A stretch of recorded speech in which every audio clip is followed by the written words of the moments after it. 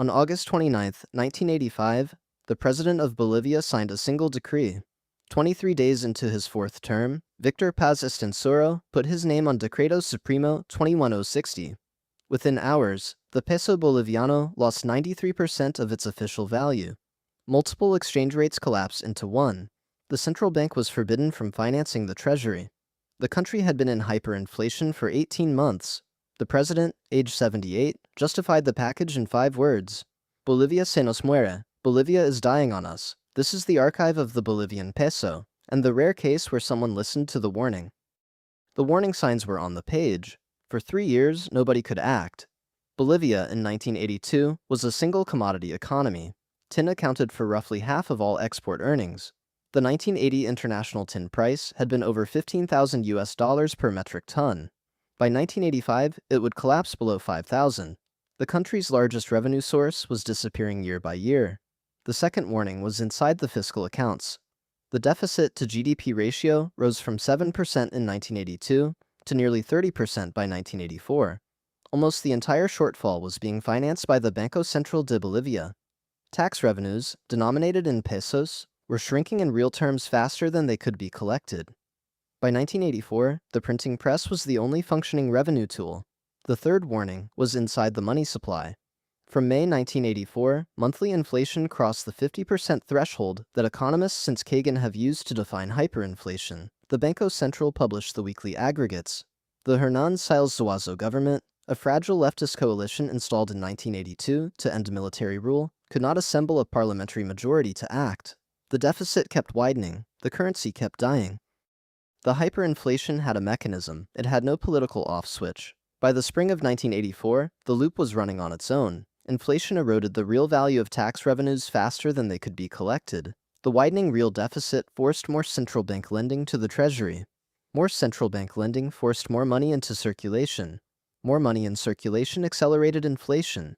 Each turn of the loop took less time than the last. By May 1984, monthly inflation crossed the standard 50% threshold that economists since Philip Cagan in 1956 have used to define a true hyperinflation.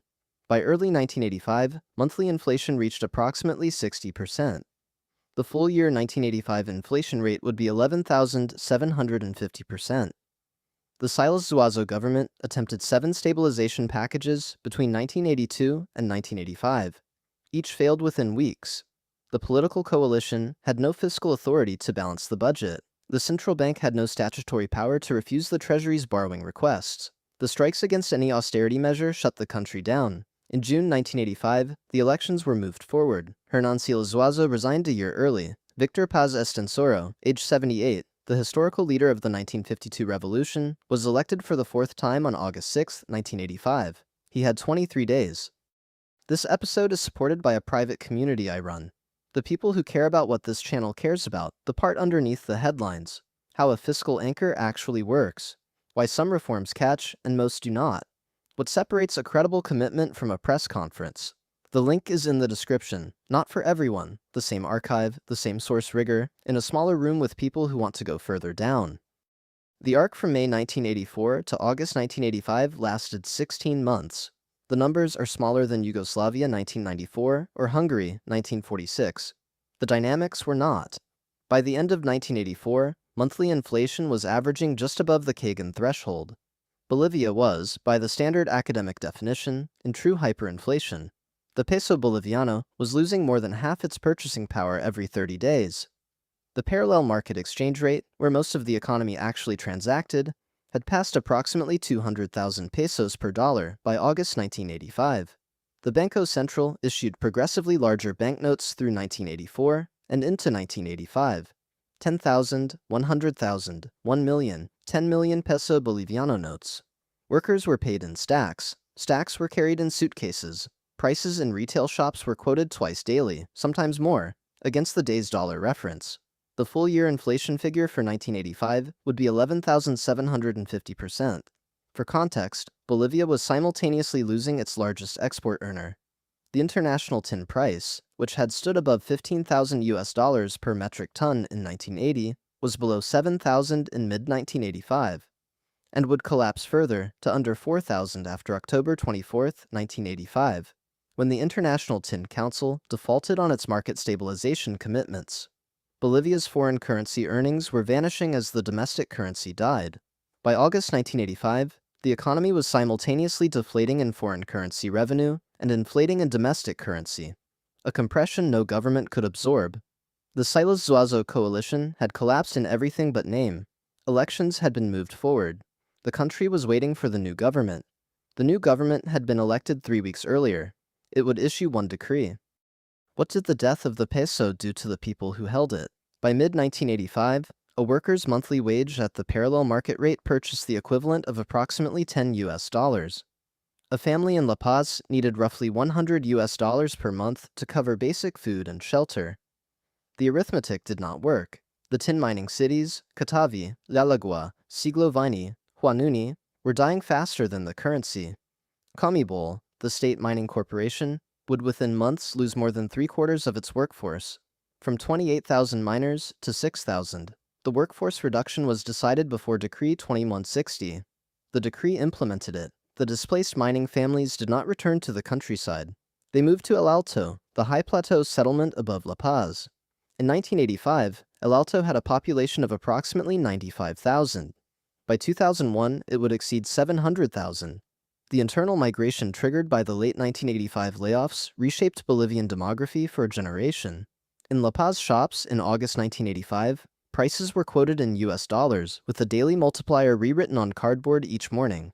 The Banco Central had not legalized dollarization, but the population had stopped asking for permission. The peso boliviano had become a unit of payment only. The dollar had become the unit of account. The Bolivian Workers' Central, the CUB, called general strikes through September and October 1985, in response to Decree 21060 and the COMIBOL layoffs. The Paz Extensoro government declared a state of siege. Hundreds of union leaders were arrested and internally exiled to remote Beni province. The stabilization was not voluntary. The reform held under coercion. This is part of the historical record.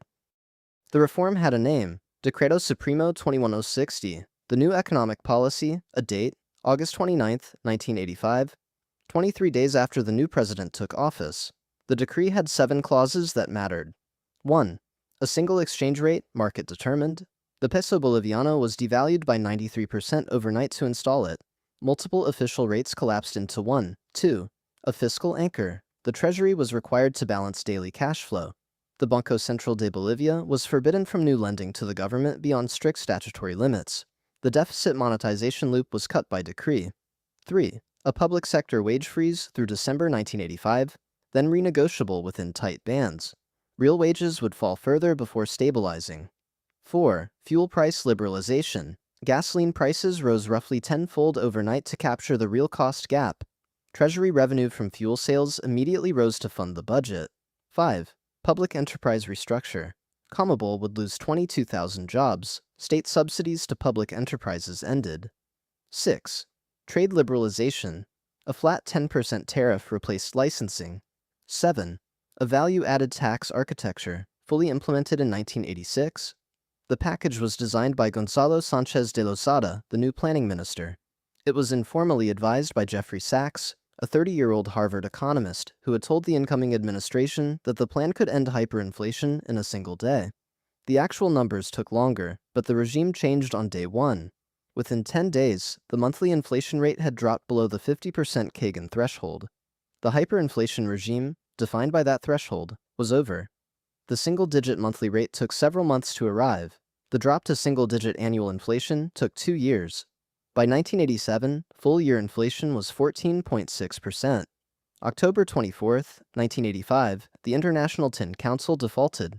Bolivia's largest export market vanished 6 weeks after the decree. The stabilization held anyway, because the binding constraint was never tin, it was the printing press. The numbers settled fast. 1986 full-year inflation, 276%. 1987 full-year inflation, 14.6%. On January 1, 1987, the Banco Central de Bolivia struck 6 zeros from the currency. 1 new boliviano replaced 1 million peso boliviano. Unlike the 5 Yugoslav redenominations during their spiral, which accomplished nothing because the deficit monetization continued, Bolivia struck zeros after stabilization was already secured. The same act, opposite meaning. Striking zeros is theater unless the cause is fixed first. Jeffrey Sachs, the 30-year-old advisor, would carry the Bolivia template to Poland in 1990 and to Russia in 1991 through 1993. The shock therapy framework, fiscal anchor first, exchange rate stabilization second, liberalization third, became the canonical post-communist reform model, with results that varied sharply by country.